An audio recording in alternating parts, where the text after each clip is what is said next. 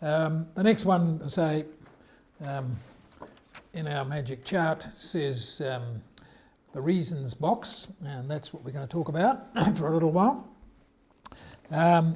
Again, we go back to Article 1A2. I told you we were going to deal with this about every word in it, and it is well-founded fear. We've been through that. Persecution, we're being persecuted. We've dealt with 4 reasons of, and there's 5 of them there: race, religion, nationality, and is outside their country of nationality, and so forth. So let's look at that in a bit more depth. So that's it's often just called the 4 reasons of test, or the nexus. The English word nexus, joining one thing to another. So it's essential link or nexus between the predicament of the claimant, which I've been talking about a lot, and a convention ground. So it's got to relate to the person and give it a convention ground. So what does it mean in the context? Language of the convention, as we said before, was passive. In other words, being persecuted equals the predicament of the claimant. So in other words, as I said, it personalises the predicament. It's not just generalised, as we were talking about persecution. The motive of a persecutor may be obvious, but its absence doesn't mean the person's predicament is not for a convention reason. For example, in the US, which writes its own laws really on this, FGM, female genital mutilation, is often practiced by women who think they are acting in the best interests of the girl. So they have sort of taken it away from you, the decision's made for you type of thing. Everyone knows FGM, you know, right? You do. You've heard of it anyway, and I assure you, when you've done 50 or 60 Ugandan cases and so forth, and some from Western Africa, it's not pleasant. Anyway, or it's what the flow-on effect from it can be, or the results of it. Nothing may be established except for the harm and its linkage. That's all you have to do. Is you have to establish the harm, what's going to happen, and is it for one of the convention reasons? Is it done for one of the convention reasons? As we said, the approach is consistent with the purpose of surrogate protection. In other words, your state won't look after you, won't reduce your risk to below that of a real chance. And it's not about blaming states, as we talked in the preamble, and it's the apolitical argument again, which focuses on the predicament of the refugees, not the cause that causes tension. In other words, you're not insulting other states if you happen to find refugees from their countries. Okay, so the evidentiary, there's no ability in so many cases to cross-examine the persecutor, which is quite obvious, which you would have, of course, in a criminal case or a domestic case. That's where another thing of total difference.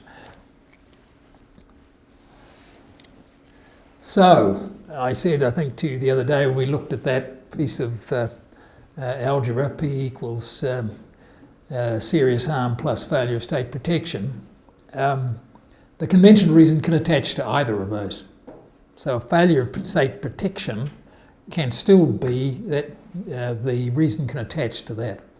For example, and this is a New Zealand case, an Iranian domestic violence case in which the RSAA, Refugee Status Appeals Authority, as it was then called, in conclusion, our finding is that while the serious harm faced by the appellant at the hands of her first husband is not for a convention reason, the failure by the state to protect her from that harm is for convention reasons of membership of a particular social group, religion and political opinion. All right? So the state, obviously in Iran, does nothing to protect many women from their husbands. This guy, the husband, and that was a very senior officer in the, what's he called? Mullah. Yeah, Mullah. And So the state did nothing to protect her from harm. They wouldn't reduce it below a risk. So it wasn't the fact that she had a husband that beat her up and did all sorts of other horrible things. So it's not the harm, it's the failure of state protection. Okay? And that actually is one of the things that opens the door for a particular social group to bring in women who might suffer, serious hands at the husband, domestic violence, in other words, and such cases. All right, so a very important case. Let's just bring it into the New Zealand context. That case followed. We talked about that case of Shah and Shah in Islam yesterday, a British case which effectively did much the same for Pakistani woman and brought the particular social group category into to the rescue sort of style by attaching it to the failure of state protection in that case. And so, as we talked about before, it's a living instrument. New things come about over time, but they have a direct link to the Convention and the both arms of it. It is enough to show the Convention ground is a contributory cause. In other words, you've got to look then, if it's just perhaps tiny or a minimal side of it, then the Convention reason may not be strong enough to attach to it. But if it's a contributing cause, it needn't be the sole cause. Many, many times you will have separate, three grounds. You can have race, religion, and particular social group all in the one case. Quite often happens. So don't go looking for just one reason. You only need one. But so again, more Michigan guidelines on that, and again adopted again, as we were talking, by the New Zealand Tribunal to bring that into it. So in view of the unique objects and purposes for refugee protection, taking account of the practical challenges of RSD, the Convention ground need not to be the sole or even dominant cause of the risk. It need only be a contributing factor to the risk of being persecuted. If, however, it's again the sort of reality versus remote type of approach, however, a convention, if the ground is remote to the point of irrelevance, refugee status need not be recognised. So that's a test used probably in a number of jurisdictions, but you don't see it spelt out very much in case law and so forth. People can usually find the nexus fairly clearly or not. All right, any sort of questions on that as we're going along? Yep. It's a very good point, and it's happening more and more. You're right, in Sri Lankan cases over recent years. In fact, since the end of the war there, there was a lot of that going on with that undertone of race at the same time as using police or other gangs of Sinhala people to go and beat up or put the person out of business if they don't do as they're told. Then you come back also to the state protection arm, the other arm. So you have to deal in those cases. They're not easy, I agree with you. And I think I wrote one myself not too long before I retired a few years ago, almost identical to it, where some very wealthy Tamils were targeted, owned a number of shops and various things, and similar thing to that, and they were gradually just worn down by more and more of people burning their shops and all those sorts of things. And so you get to, well, it's just a business. Is it just a business situation? It is largely a business situation, you're quite right.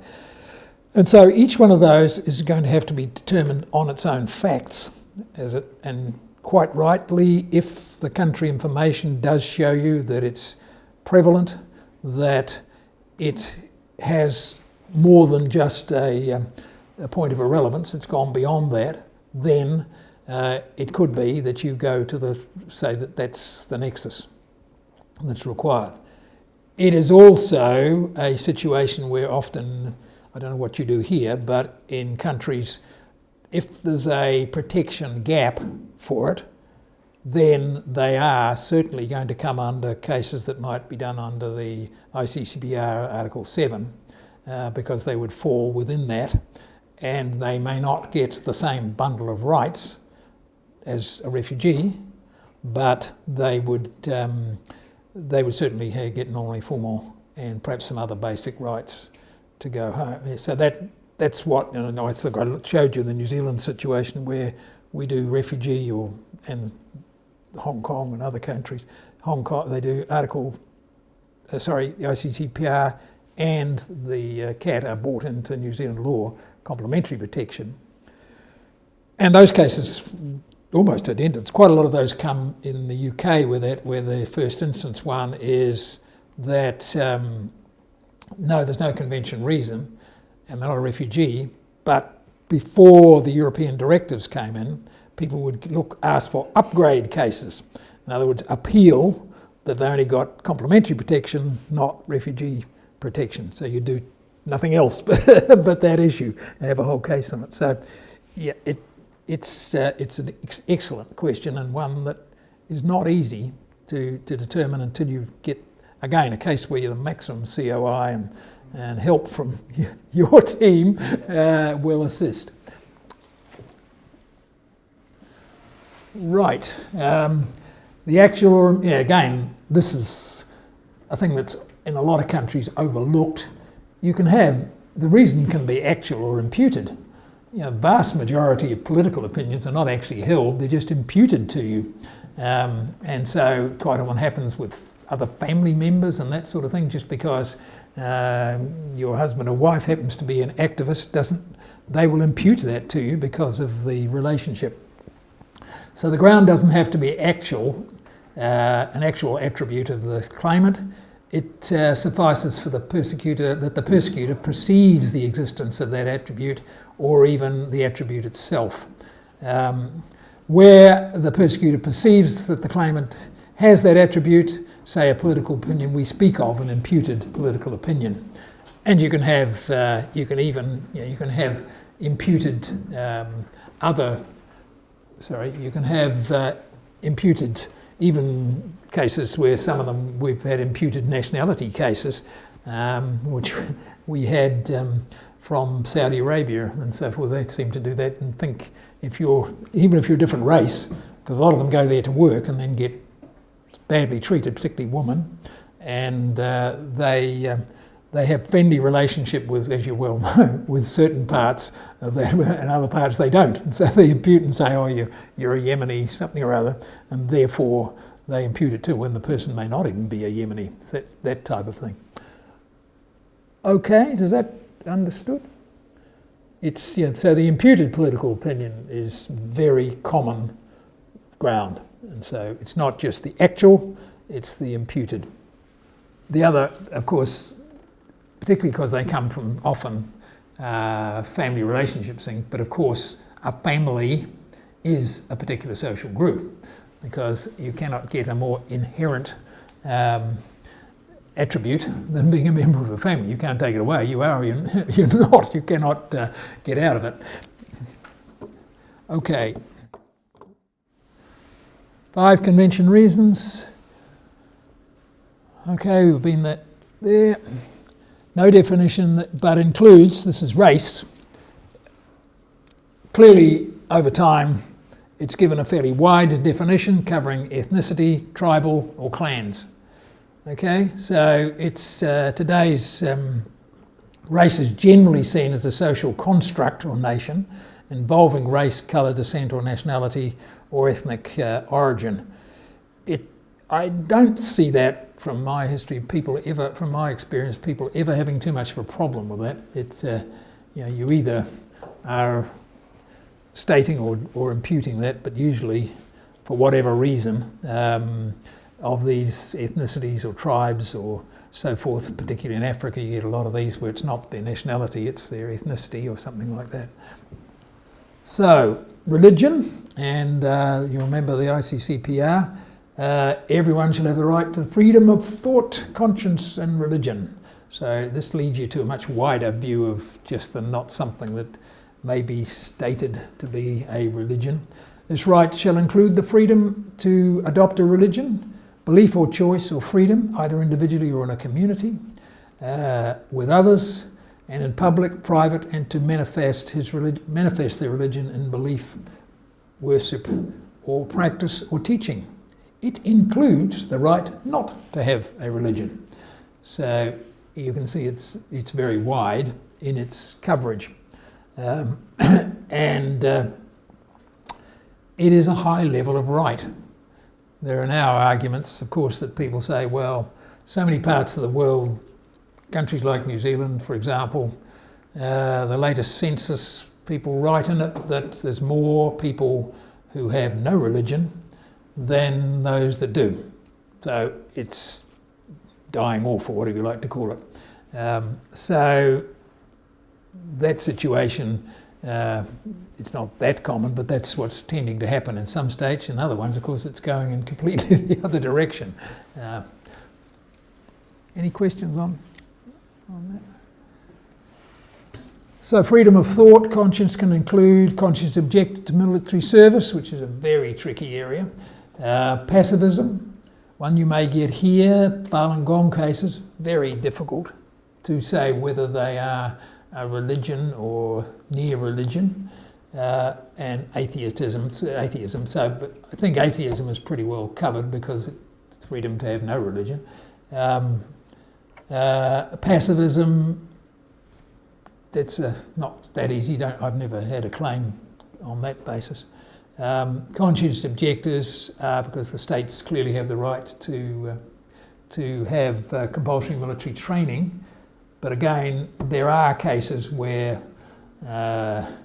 the objectionable nature of it, or things that go on due to it, like I spoke about the Eritrean woman, gives you the rise to being persecuted or being successful under this nexus. The Falun Gong cases, you could go on. We could just about run the whole course on that if we wanted to. It is very it's a very complex area, whereas, as you know from the Chinese, they adamant that it is adamant. The fact that the Chinese government insists it's a cult or something beyond that, even though it might not be, it makes the cases in some ways that it isn't coming within the religion one, but because the state that it comes from treat it as that, they get to that level. It's maybe better now, but there was a lot of the problem with Falun Gong and like cases are that huge amounts of the country information available come from Falun Gong sites, websites. So it is hellishly difficult because the Chinese government will never tell you how many people it persecutes, on the one hand, and the Falun Gong, so they're left with all the COI you get. And I once did a case a few years ago where I looked at it, got the research people to look at it quite closely. We found only about 2 pieces of evidence that genuinely went back to to China, and 99% of its sort of style all went back, sometimes it was hard to trace, to actually Falun Gong sites. So they're tough to do. I think it's now better information available, but they're not easy cases to do. What is pacifism in this?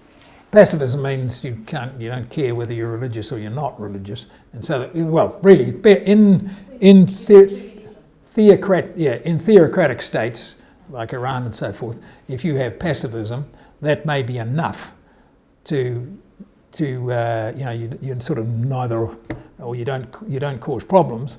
But the fact you don't, and that often happens along with conscience objective actually, where people go into the army and then because they're passive and they don't do the right prayers and all these other things, that pacifism, it's not that they're really anti the regime, they just don't bother to observe it, and that alone can be enough to get you under that nexus. And I think, yeah, well, Hathaway suggests that nationality. Nationality can be equated with citizenship, or it can be equated to permanent residence or such things as that. It can take in ethnic or linguistic groups that will overlap with race. That's fairly self-evident. The lack of nationality is definitely relevant because it brings you to statelessness and it brings you to near statelessness. Persons made stateless or denied full citizenship as an act of discrimination, and we all know what's going with the Rohingyas on that sort of situation, may well be able to ground a game for being persecuted for reasons of nationality. And we've had such cases from Kuwaiti Bedouin and clearly with Rohingya. One of the things is with, particularly with Rohingya, you don't see much case law in it because they're nearly all granted at first instance. That's the reason. It's not that if you go looking for case law, you won't find much because the first instance decision makers nearly always make the right decision and the one or two that have been, in Britain we had cases where rendering them stateless, along with a few other things, but was one of the reasons for being persecuted. So it amounted to persecution, and the nationality side of it, or lack of nationality, gave the nexus. How about multiple nationalities, such as... Yeah, the nationality, well, that's covered actually in 1A2 itself, where it says if you've got multiple nationalities, then you are owed protection by the countries of all of your nationalities. So, for example, if New Zealand didn't bother to protect me, I could go and see the Irish and say, I want protection. And because I've got an Irish passport and Irish citizenship, they would be bound to protect me. Yeah. And if I had 3 or 4 others, the same thing could happen. These cases, they do come up quite a lot when people, they used to with the breakdown of the Soviet Union, and there was a period of about 10 years where we had all sorts of cases where you didn't know what they were. And our friend who's been in Kazakhstan will know far more about that than I do. But and there was a long period there where people were being persecuted because they were Russians in Lithuania or Lithuanians in Russia and all that sort of thing. And the things was the people hadn't filed the papers by the 23rd of January 1993 or something or other. All these things caused a lot of problems in this area of nexus. Okay. So, political opinion, this is usually the easiest one to find, perceived opposition to political opinion or imputed. While caution must be exercised as to the extent to which the view is political opinion, there's no doubt that political opinion exists in many power imbalances, particularly in even in gender cases. You can have a political opinion imputed to people because a woman's a feminist or something like that. It is just because she's a woman protesting against, we've had Turkish cases, that 76044 is a Turkish case where a Turkish nurse was persecuted because of her, because she was effectively trying to get all the nurses to go out on strike and so forth, because of the way women were treated. Female nurses were treated as opposed to male nurses, so that was how it got to that situation. So then we come to particular social group, which has always been the most enigmatic or problematic one to deal with.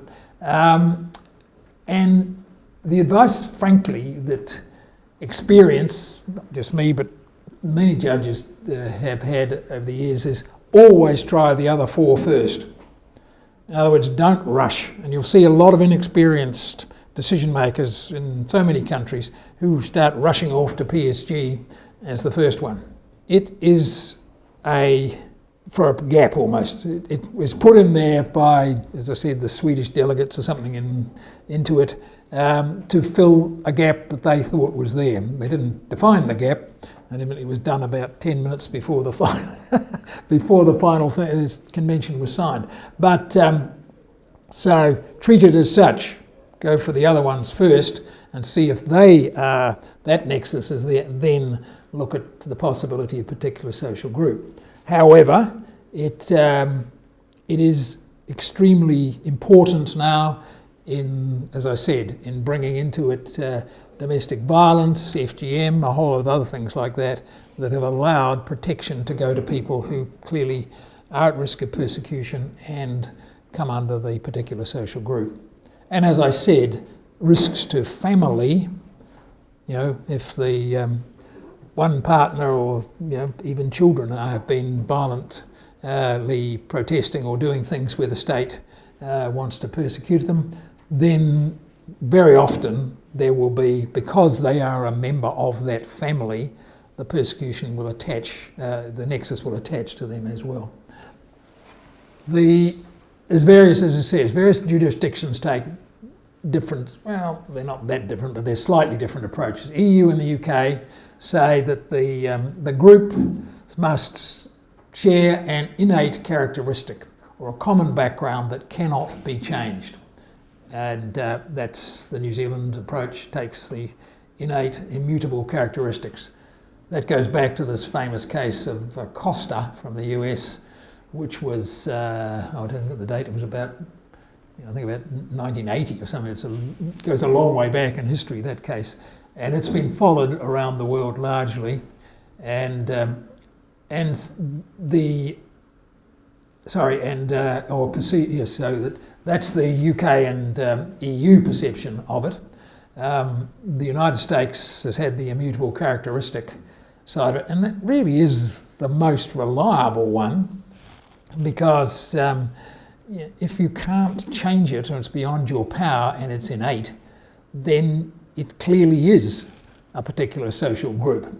If you can change it or move away from it, then that group, you know, you don't have to be a member of the local knitting club or something like that to have a risk. You see, it's that's where it comes unstuck and very hard. Now the UNHCR has the so-called hybrid approach of using the immutable characteristic test, but permitting, this is an Australian test is really where it came from, the social perception approach to be used as an alternative. In other words, it is perceived, as it's got up there, that you'll be seen as having a distinct identity in the relevant country. Yes, I can see where it comes from, but to be honest, in my experience, I never had to use it. But I'm prepared to accept that both may be an alternative, but it's much harder to get that second leg, as you know, how are you going to decide whether you're socially perceived as that sort of thing? It gets very, very hard to do.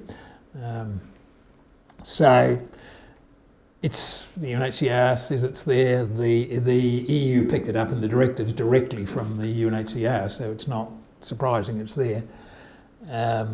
The immutable characteristic one to me is a far more reliable and objective assess, but that's just personal view. So here we are. We talked about the evolving nature of the living instrument, particular social groups, women, children, homosexuals. Early decisions were unreliable on this, as we said before, attempts to make the define as narrowly as possible. And then we used to get these, going back some years, really long social groups. Muslim women alone in their own country without a male to support them.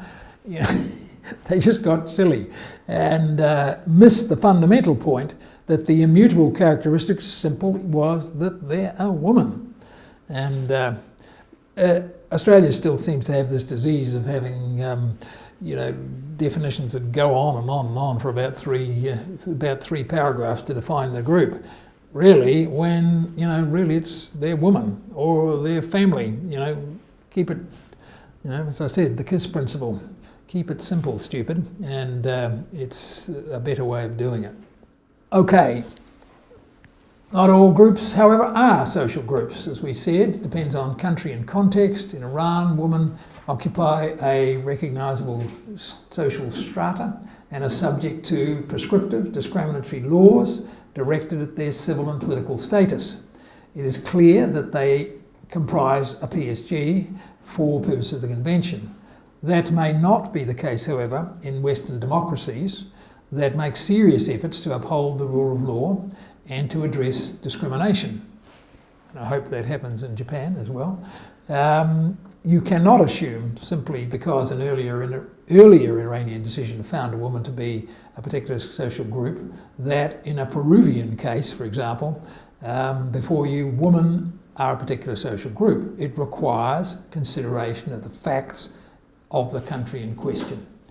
So most of the PSG cases for women have come from cases where it's pretty clear, like Iran, Pakistan, and Iraq in the old days and so forth were in that category. So, but it can happen for other countries, but you've got to be very careful in looking at the background. Here we go, some of them. A person at risk of being beaten up or killed by the Russian mafia for failing to pay a debt. Is that a particular social group? A Swedish woman at risk of beating from her drunken, violent husband. An Afghani woman at risk of beatings by her violent, drunken husband. This is what brings it home, what we're just saying. An 11-year-old Ugandan girl at risk of FGM. Now these are all real and fairly common type cases. A 14-year-old Israeli boy who objects to being circumcised. There's nothing easy in this game, I tell you. They're difficult questions. And so what do you think for the first one? Hands up those who think it's a particular social group, person at risk of being beaten by the Russian mafia for failing to pay a debt. We've got a couple. What about the rest of you? Because remember, you've got to give a reasoned argument why not. You're not going to get away that easily. No, it's not easy, and it's there are cases where that sort of thing will get you there because of from the failure of the state to reduce the risk below a real chance, primarily because, and often because when you look at the COI, the police are in cahoots, if you know what that means. They are in hand and glove with the mafia, or they are the mafia. And so, hello, I've got a... so it depends again, sorry to say it, but on the particular facts. The Swedish woman who thinks that she's in a particular social group. No, you're right, 100% right, because it depends on the facts of the country, and you wouldn't get a more liberal, perhaps enlightened country than the Swedes for such things, so no. The Afghani woman, particular social group? Yeah, no, but what if an Afghani woman is in that situation? Yep. You think she's a particular social group? Yes. Yes? Come on. Yes? A whole lot of you. Should be an immediate show of hands. All right? Of course she is, yes, because the state won't protect her. It is a particular social group. It goes on all the time. And it's just, that's the sad part of it. And it hasn't got any better since the Taliban officially weren't running the place. The reality is that's the problem. The 11-year-old Ugandan girl at risk. Who thinks, yep, definitely, yes. It's just tragic, some of those cases. And what about the 14-year-old Israeli boy? Yeah, it gets pretty close to it, doesn't it? You might have to look at the facts quite closely, but certainly the Israelis, give them a bad time in adhering to that sort of thing. All right. It's only hypothetical, and you're absolutely right. You would never get to it for that reason, that it's for religious views, and a lot of them are. And the FGM one, is often religion. Exactly. Yeah. So it's a much more difficult one, and I would say not every. Again, first of all, you've got the religious side of it, which may be, which would usually be that's it, lay down misere, as they call it. That's obvious. So, but it's really just an academic exercise. I can't say I've ever had such a case, but we certainly get a few Israeli cases where the sort of violently religious end of it is quite powerful. They're usually in the compulsory military training side of cases where they object to that and all sorts of things that go on within the Israeli army. Right, now one piece left, and we'll take a break and then we'll look at the case study. So next, internal. This is only a short subject, so we'll do this and then we'll take the break. It's been raised a couple of times during our lectures and our workshops. There are several names for it. I think it started with the name Internal Flight Alternative, which was something that the UNHCR brought in. In other words, instead of fleeing, because this is about state protection, to another country, what about your own country? Are there parts of it where you can be not at a real risk of being, or a real chance of being persecuted, and therefore go and live there? It has also the term used in New Zealand and 4 or 5 other countries, I think Ireland and 1 or 2 others, internal protection alternative, which is, we think, a better term because it's about protection. So if there's an internal protection alternative, then if you can prove that protection is available in some parts of the country and not in others for that person, then they may not be entitled to refugee status. The other wider term, which is more the British term, relocation, you can relocate somewhere else, sort of doesn't really cover the protection element of it, which is what the whole thing is about. Anyway, you'll see all 3 names used. So that's why we take you to the bottom line, protection of that country, which is what the whole thing is about. And an alternative internal, as opposed to internal flight or relocation. Once a refugee claimant has established a well-founded fear of being persecuted for a conventional reason, recognition that as a convention refugee can only be withheld if that person genuinely can access domestic protection, which is meaningful. All right, so that's really sets it all out. A case in 2008 in New Zealand that we set that out. And again, it's covered by another set of Michigan guidelines which explain it in a lot more depth than we're going to here. So it really is the emphasis of the domestic protection side of it that you need to be looking at, and that it can only, in other words, they've actually found their refugee in one part of the country, and many cases on this go to countries like India, when all the problems we had with the Sikhs and Kashmiri situations, as you know very well, were that there were, because it's such a huge country, that you could perhaps look for an alternative somewhere else. And some people fit within it, some don't.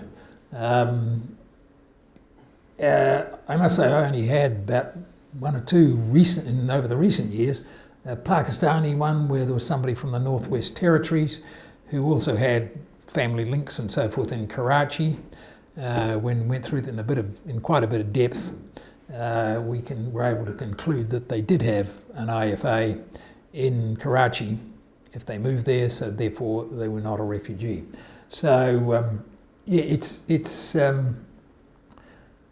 to me, this is a better test than saying you can relocate somewhere, because you don't know what the protection, how do you know you're going to be protected? It's just too simplistic to go down that route. And so then the test you run is, it is, if you think we're not going to have a chance to do it, but it's similar to the cessation of refugee status in some way. This person has refugee status and you've found them to be it. Therefore, if you're going to cease it, you've got to go through a sort of another set of rules at a higher level to take it away. And that's really what you're doing with internal protection alternatives. You've got to establish that can access that and it's practical and it's safe. And the proposed site is one where there's no risk of being persecuted for a convention reason. In other words, you go round the circle to get there. And the site if there are no new risks of being persecuted, very important, there may be some other reasons for serious harm. And the proposed site has basic norms of civil, political and socio-economic rights provided by the state. This is the state protection side of it, by reference to human rights standards suggested in the convention itself. And that's the basic standards, Articles 2 to about 33. So that's the last part of it, a lot of people struggle with, because they don't see why it should be there, but the Refugee Convention is the best place to find the basic rights. So that's why Michigan guidelines, and not a huge number of states adhere to that, but adopt it. It's a very safe, and frankly, since we brought that in New Zealand, very, very few cases successful with internal protection, as I said. Okay, that's it.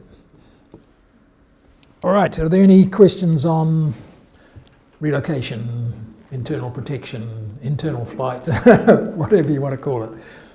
Have you heard of this? Is it used in Japan at all? Have you heard of it? Is it used or not? Is it argued or not argued?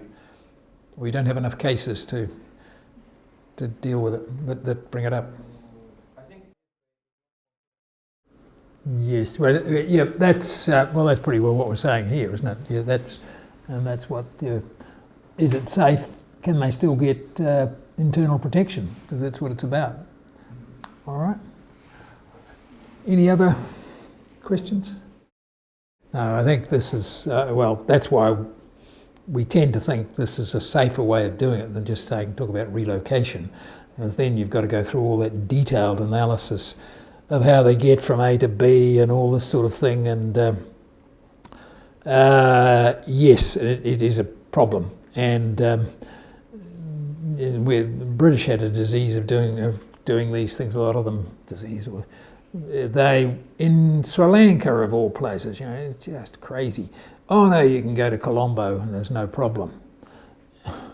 Yeah, most of the country on formation, particularly during the war, was there were something like 35 checkpoints on Route 9 or whatever it's called between Jaffna and Colombo.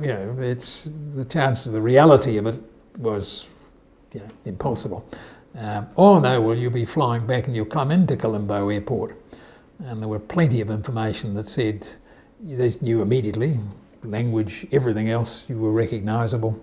You were taken, or if you were released, they often released them, and then the men in the white van came and took you away, And so, anyway, so, and the bigger the country, you're right, Nigeria, sorry. How about the Kurdish population in New Zealand? In Japan, it's as far as I know, it's not we determine refugees. Kurdish in Turkey. Kurds in New Zealand, and Kurdish Turks in New Zealand. Yeah, many of them have got refugee status. Yes. Yeah, because the Kurdish population is on the border area. Certain areas. Yeah, yes. Maybe Japanese government thinks this. Turkish itself is maybe has a protection, or even some kind of. Well, there is no such place as Kurdistan, is there? Recently, just kind of attack a new conflict starts, so maybe some sort of difficulties again for. It makes it even worse, doesn't it? More likely Yeah, they'll be persecuted. Yeah, some people just comment this is a Japanese government diplomatically consider the Turkish government or so on. So of course that is not good. Yeah, reason no, for that, well. but that is also one of the considerations. It is. Well, Mr. Trump has just changed sides, so anything's possible. But no, the Kurdish cases are not that easy, but certainly we got a lot in the UK, and many of them got refugee status. We have also some kind of diplomatic consideration in a government level, immigration level. Of course, you will just check it out because of the convention. But how do you mean diplomatic? I mean, I'll get diplomatic. New Zealand government is have kind of some tendency to just considering the diplomatic relationship with the country of origin. Something. No, don't you dare. Is the New Zealand judicial approach to that. It's an independent tribunal. Oh yeah, of course. We will do that. Judicial is so, but the first instance is immigration. Oh, there was in the early days a few times, Yeah. but no, long gone. And yes, there's been a bit of that in everywhere. Certainly, even in the UK in places, occasionally, with like I said yesterday, with the Roma people, where around Europe they don't want to say that your fellow Europeans would ever do so, countries would do so. In fact, it's interesting because the European QD says you cannot be a refugee within the EU, you see. You can't claim within it. And a lot of people said, well, that was, for countries, sadly, like Bulgaria and a few Romanians and so forth, who still have remaining tendencies to persecute such people, got over that problem for them. And there were attempts to go outside of the EU, QD, to claim refugee status because they were also signatories to the Refugee Convention. Don't think they got very far, but anyway. No, there's all sorts of fascinating things come into that area. Even the signatory countries such as Australia is also considering some sort of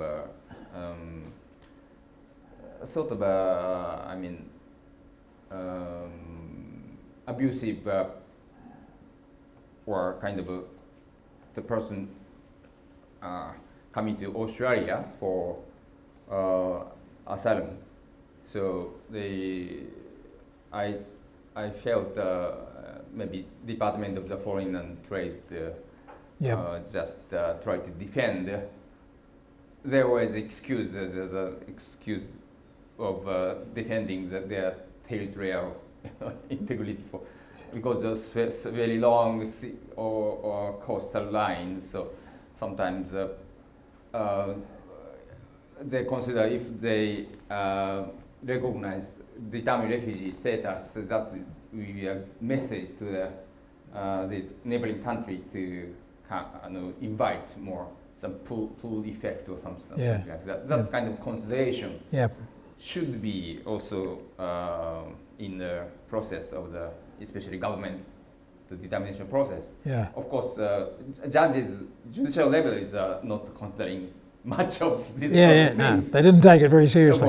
Purely for a convention reason, but I just suspect, of course, any country has a national interest. So in this sense, making some balance of this interpretation of not only the purely following the universal ideas, but also some contextual or some regional considerations. Yeah, you're absolutely right, and I'm not going to go into debate about the Australian problems, but because it's very problematic. But yes, they have taken themselves down that track with some very adamant and perhaps just purely diplomatically driven laws that they've added into and strongly domesticated refugee law to their own will to get over the boat people problems and so forth. And it's a huge, and we could have a course on that alone. But what the result of that is, of course, in the treatment of and carrying out refugee determinations on Manus Island and Nauru and all these horrible places, and Christmas Island and so forth. Not good. I've just read a book by a chap called Biroz Bahani, who smuggled out all the what was going on in Manus and the whole treatment of it, which is just nothing short of disgusting, for a number of years. And he did it by WhatsApp texts, which he was able to get out on a phone. And the whole book is written by this guy, piece by piece, sending and then a friend putting it all together. It's a very good, Iranian case, it's a very good book. Anyway, so we've come to the end of that. We'll take our break now.